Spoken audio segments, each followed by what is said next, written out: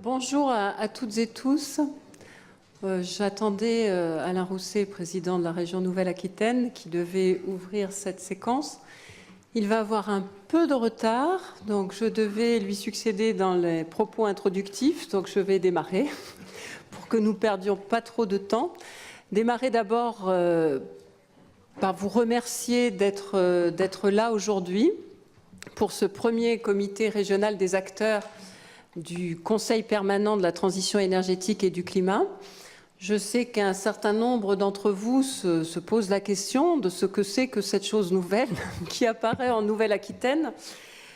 Donc je suis là aussi aujourd'hui pour vous donner les éléments et vous présenter cette structure qui n'est pas une nouvelle structure. Quand on parle de transition énergétique, et vous savez toutes et tous, j'imagine que les régions sont depuis le 1er janvier chefs de file en termes de transition énergétique et climatique. Donc c'est une compétence qui est renforcée par rapport à ce qui pouvait exister auparavant. Du fait de cette compétence renforcée et de la transversalité que nécessite la transition énergétique, eh bien, il me semblait pertinent de créer un outil opérationnel qui puisse mettre en place cette transversalité. On sait les uns et les autres que la culture de la transversalité est parfois complexe à acquérir et on sait surtout que les collectivités ont plutôt un fonctionnement assez cloisonné, quoique depuis maintenant un certain nombre d'années, beaucoup sont engagés dans le développement durable qui se veut être un point transversal mais qui est très difficile à mettre en œuvre. En tout cas, moi, pour m'occuper de la transition énergétique, j'avais véritablement besoin de cet outil transversal. Alors, qu'est-ce que c'est ? C'est d'abord commencer par nous, région, conseil régional. Comment est-ce qu'on organise cette transversalité au sein de nos services, entre nos services ? La transition énergétique, c'est aussi bien le développement économique, la formation, l'agriculture, les transports, l'énergie, bien évidemment, l'environnement. Mais c'est aussi la recherche, l'innovation et bien entendu des thématiques qui nous sont propres aussi, comme les lycées ou le logement. Donc comment faire ? Eh bien, créer ce Conseil permanent de la transition énergétique et climatique me paraissait opportun en nommant une direction. Donc vous avez à la direction de ce COPTEC Jean-François Louineau, là, qui est complètement très loin de moi pour l'instant. Qui va diriger cette instance et qui va justement mettre du lien entre les différentes directions pour qu'on aille tous dans le même sens. Et le sens, c'est celui que nous avons affiché, pour lequel vous avez dû avoir écho, c'est-à-dire diminuer de 30% nos émissions de gaz à effet de serre, de diminuer également de 30% nos consommations d'énergie et d'arriver à 32% d'énergie renouvelable à la fin du mandat. C'est 2021. Ces objectifs-là, vous les connaissez puisque ce sont ceux de la loi de transition énergétique qui sont, eux, à l'horizon 2030. Donc, nous sommes ambitieux. Mais comment ne pas l'être ? Nous souhaitons faire de cette région Nouvelle-Aquitaine la première région en termes de transition énergétique et climatique. On a le potentiel pour ça, on n'a pas que la volonté, on sait qu'on a le potentiel en termes de ressources, mais le potentiel aussi en termes de ressources humaines, j'entendais, et en termes de ressources aussi renouvelables, bien entendu. Donc, nous avons besoin, évidemment, tous les acteurs, tous, nous tous et toutes, je me suis permis de commencer. Donc, nous avons besoin de tout le monde pour mettre en place ces politiques de transition énergétique, même si, évidemment, la région est là pour impulser un certain nombre de points. Donc, mise en transversalité du fonctionnement des services de la région, avec Jean-François Louineau en tant que directeur, et puis un comité de pilotage qui regroupera les différents vice-présidents en charge des politiques précédemment cités. Et évidemment, l'intérêt, c'est aussi d'être dans la co-construction avec vous toutes et tous sur ces questions de politique de transition énergétique et climatique. Donc ce comité régional des acteurs regroupe les acteurs de notre région Nouvelle-Aquitaine qui ont un lien avec les thématiques précédemment citées. L'objectif est de se réunir 2 fois par an pour permettre ensemble de définir les objectifs communs. Ces objectifs, on les retrouvera dans le schéma régional climat et énergie.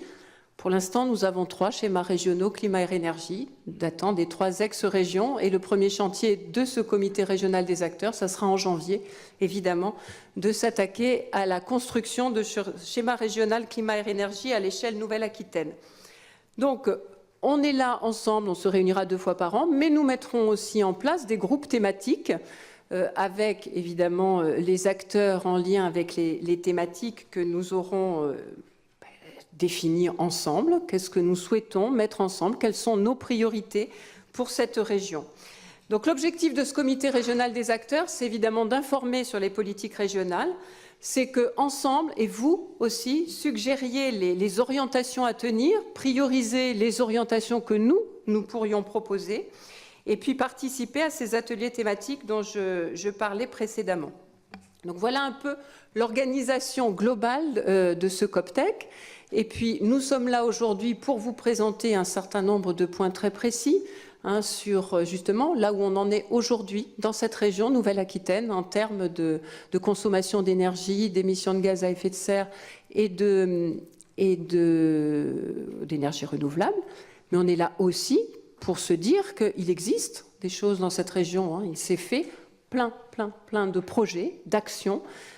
Tout le monde, un certain nombre d'acteurs se sont mis autour de la table au niveau des territoires, mais aussi plus largement à l'échelle de la région pour construire des politiques ensemble, des politiques opérationnelles. Donc on a un certain nombre de témoins qui nous présenteront ce qu'ils ont mené comme action sur le territoire Nouvelle-Aquitaine depuis maintenant quelques mois, quelques années pour certains. Voilà, j'ai essayé de brosser un tableau rapide de ce que peut être ce COPTEC. En tout cas, je vous remercie encore d'être présent aujourd'hui parce que ce travail-là, ce Conseil permanent de la transition énergétique et climatique, il existera évidemment grâce aux services de la région, mais aussi grâce à vous, puisque c'est avec vous que nous pouvons mener des projets opérationnels sur les territoires. Et je vais donc laisser la parole au président Alain Rousset. Merci. Merci. Merci. Bonjour à toutes et à tous. Finalement, c'est pas mal que Françoise Coutan, qui est donc à l'exécutif de la région chargée de ces enjeux, ait commencé avant moi. J'ai peu de choses à rajouter. Enfin, quand je dis ça, c'est toujours pas très bon parce que en fait, ça dure une demi-heure, mais d'abord, à voir votre nombre, je ne doute pas de l'intérêt non seulement que vous y portez, que vous portez à ce défi, mais aussi, d'une certaine manière, le nombre d'acteurs, qu'ils soient du domaine scientifique, associatif,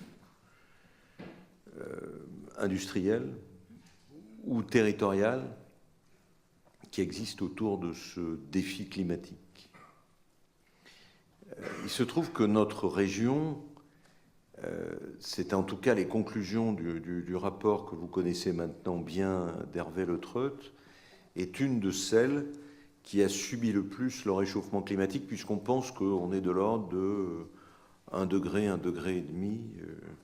Alors on ne sait pas trop expliquer ça, mais en tout cas, cette grande région qui est très proche de l'océan subit peut-être aussi des variations liées aux grands courants océaniques qui en font varier le climat.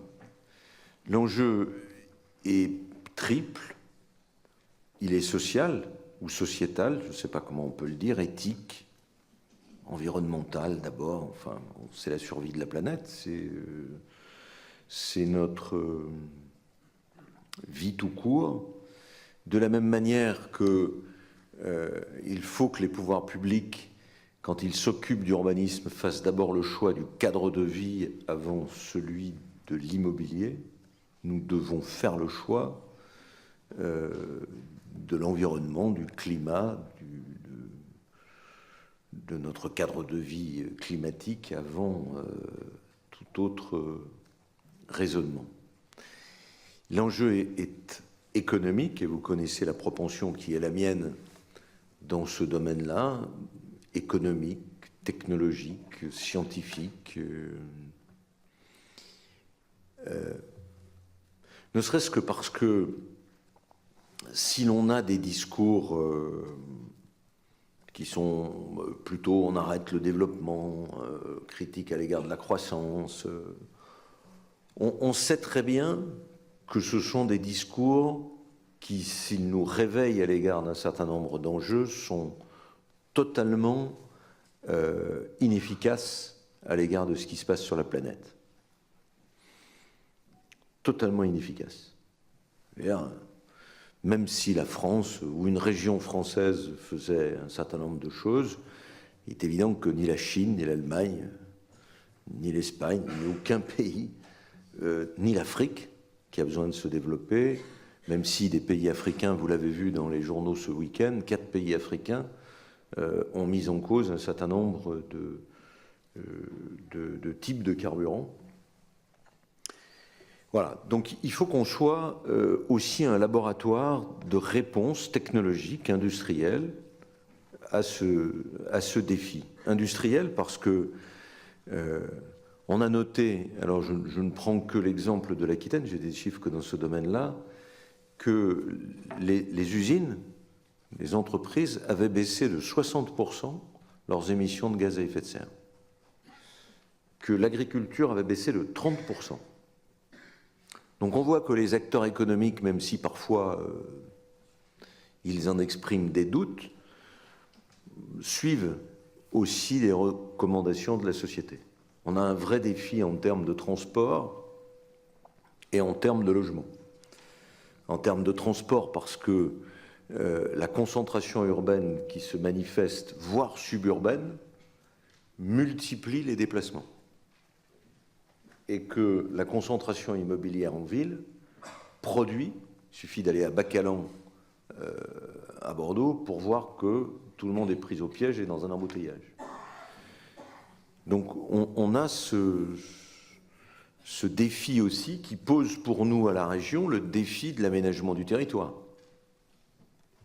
Comment je maintiens la population dans des territoires dits ruraux, mais comment je maintiens dans ces territoires les services, les écoles, les entreprises, l'emploi qui va bien pour donner réellement un sens à ce que les jeunes restent sur place, en dehors des discours. Et l'intérêt que Françoise évoquait à l'instant, c'est que nous pouvons réfléchir ensemble. Moi, j'ai toujours privilégié, dans les clusters qu'on a créés, dans les politiques qu'on a mis en place, la co-construction. Ça apprend d'abord au pouvoir public à entendre les acteurs économiques, environnementaux, sociaux, et ça apprend aux acteurs économiques les difficultés d'un système de régulation sur son territoire. Et je trouve que cet échange d'analyse est extrêmement vertueux. Enfin, moi j'ai appris beaucoup de choses de beaucoup d'entre vous sur les projets de nouvelles sources d'énergie, les projets de nouveaux matériaux de construction. Nous sommes la région qui a inventé INEF4, le CREAD, les coopérations avec Nobatec, etc., et qui peut faire surgir une autre façon de penser le bâtiment. C'est la région Poitou-Charentes qui a mis en place la première agence de tiers financeurs et qu'on a étendu, ou qu'on va étendre, je pense, sur la réhabilitation des bâtiments existants. Nous sommes engagés à plein dans les véhicules connectés pour travailler à ce que les dispositifs de véhicules, avec notamment aussi le stockage de l'énergie, avec le véhicule électrique, etc., fassent que la mobilité qui est irrépressible, hein, je me permets de le dire, je ne serai pas là quand certains d'entre vous répondront, la mobilité est irrépressible. On n'empêchera jamais qui que ce soit, depuis les temps galactiques, qui que ce soit de se déplacer. Donc le problème n'est pas d'arrêter le déplacement, fût-ce à 320 à l'heure, le problème est de faire en sorte qu'on ne consomme pas d'énergie fossile à 320 à l'heure. Hein? Le reste, c'est bidon. Pardonnez-moi de le dire. Complètement bidon. Hein? J'ai entendu un jour, quand on évoquait la LGV qui arrivait sur Bordeaux, des gens qui voulaient arrêter des camions d'oranges à la Brède pour les planter, pour planter des orangers à la Brède. Hein? Je veux dire, ça ne marche pas. Donc, faisons du judo dans cette affaire-là et faisons en sorte qu'on puisse, ma foi, développer dans notre région les technologies qui vont bien, qui soient acceptables par le défi climatique, pour qu'on puisse à la fois améliorer le climat de notre population et profiter des retombées technologiques et en termes d'emploi. C'est aussi simple que ça. Hein. J'étais à midi dans une réunion très intéressante avec le réseau des ostréiculteurs. On discutait de quelque chose sur lequel la science nous a beaucoup aidés, sur les fameuses peintures anti-fouling des bateaux, des pêcheurs ou des ostréiculteurs sur le bassin d'Arcachon. On s'est aperçu, grâce à des scientifiques, que quelques années après, c'était à cause de ces peintures qu'on avait rompu le cycle de développement des huîtres. On l'a réglé par d'autres types de peintures pour les bateaux. Voilà. Je suis désolé de croire au projet, au progrès, mais je ne vois pas d'autre façon. Alors, bien entendu, plus on avancera dans ce domaine-là, plus il faut que les sciences humaines nous accompagnent pour nous alerter. Et donc, il faut impérativement que nous ayons, alors je ne connais pas exactement la composition de cette assemblée, mais je le dis à Françoise, il faut que nous ayons une présence de sciences humaines ici. C'est pour ça que notre société, elle est bloquée. Parce que on a l'impression que les sciences humaines n'avancent pas au même rythme que les sciences sociales, que les sciences exactes. Donc il faut faire avancer les deux en même temps. Voilà. En plus, on est dans une région qui, alors certes avec l'hydroélectricité, a un taux d'énergie renouvelable beaucoup plus important que la moyenne nationale, puisqu'on a 5 points de plus, je crois qu'on doit être à 20%. Ce qui va vous amener aussi à réfléchir sur la capacité de développer l'hydroélectricité, pas simplement en renégociant les concessions du barrage de Bord-les-Orgues ou dans la vallée d'Ossau, mais est-ce qu'on peut avoir, parce que l'hydroélectricité ne peut pas un peu plus se développer. Alors, ça va faire bouger beaucoup de gens, hein, parce que l'association de pêche en vallée d'Aspe va râler si on lui prend un petit peu d'eau pour la turbiner, produire l'électricité pour l'Esquin, Sète ou je sais quel village. Mais en même temps, il faut se poser la question. C'est un problème d'arbitrage entre les deux. Voilà ce que je voulais vous dire. On est dans une grande plaine où, à un moment donné, il va falloir aussi arbitrer entre le boisement et les fermes photovoltaïques. On est dans une région où il y a des sources géothermiques, mais il faut qu'on ait des technologies comme celles qui ont été développées à partir d'une entreprise de Lot-et-Garonne, qui sont extrêmement plus efficaces que celles qui existaient.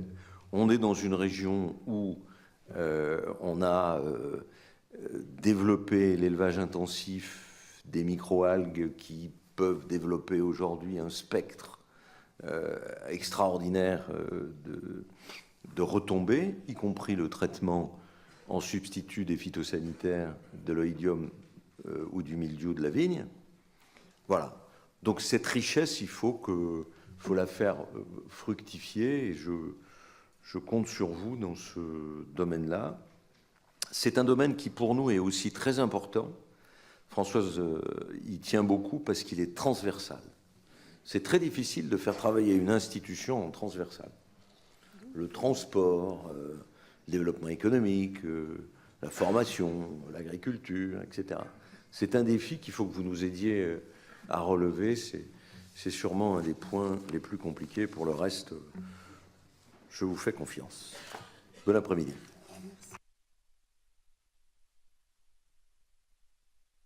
Si, Monsieur le Président. Je suis sur la surveillance de mes vice-présidentes et vice-présidents, donc il faut que je fasse très attention. Un peu, oui. Merci. Pour revenir très brièvement sur cette question de transition énergétique, un point que je n'ai pas abordé tout à l'heure, c'est les deux volets qui me semblent essentiels. D'abord, l'efficacité énergétique. Donc, le président a parlé très succinctement des énergies renouvelables, mais la priorité, c'est bien l'efficacité énergétique, c'est-à-dire diminuer nos consommations. Et j'évoquais 32% d'énergie renouvelable à l'horizon 2021, ça n'est atteignable que si justement on est dans cette démarche d'efficacité énergétique et en parallèle sortir des énergies fossiles, bien sûr, et donc développer les énergies renouvelables sur notre territoire. Donc nous allons poursuivre cet après-midi en écoutant Amandine Loeb, que j'appelle ici. Je me sentirai moins seule, venez me rejoindre. Donc Amandine Loeb, qui est directrice de l'Agence régionale d'évaluation environnement-climat et qui va nous brosser un tableau de la situation aujourd'hui, la situation fin 2015 plus exactement, en termes de consommation d'énergie, d'émissions de gaz à effet de serre et d'énergie renouvelable pour la région Nouvelle-Aquitaine.